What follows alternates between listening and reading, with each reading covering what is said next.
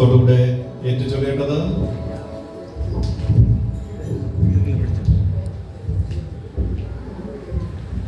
നിത്യമായ വിശ്വസ്തയുടെയും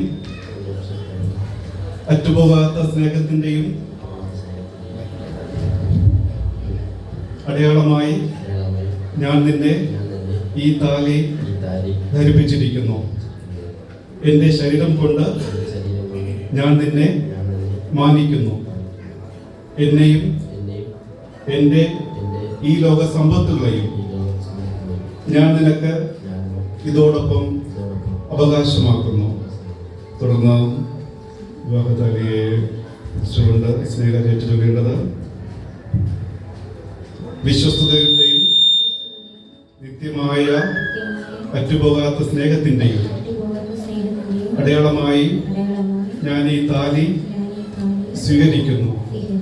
എന്റെ ശരീരം കൊണ്ട് ഞാൻ നിങ്ങളെ മാനിക്കുന്നു. എന്നെയും എന്റെ ഈ ലോക സമ്പത്തുകളെയും ഇതോടൊപ്പം അവകാശമാക്കുന്നു.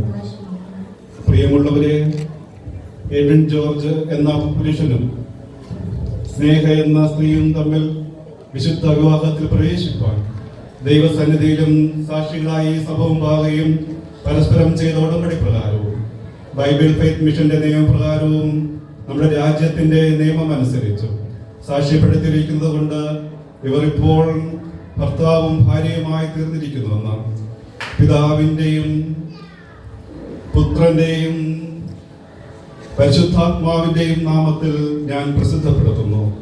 അതുകൊണ്ട് ദൈവം യോജിപ്പിച്ചവരെ മനുഷ്യർ വേർതിരിക്കരുത്. ദൈവം ഇവരെ സമൃദ്ധമായി അനുഗ്രഹിക്കുമാറാകട്ടെ. ആമേൻ.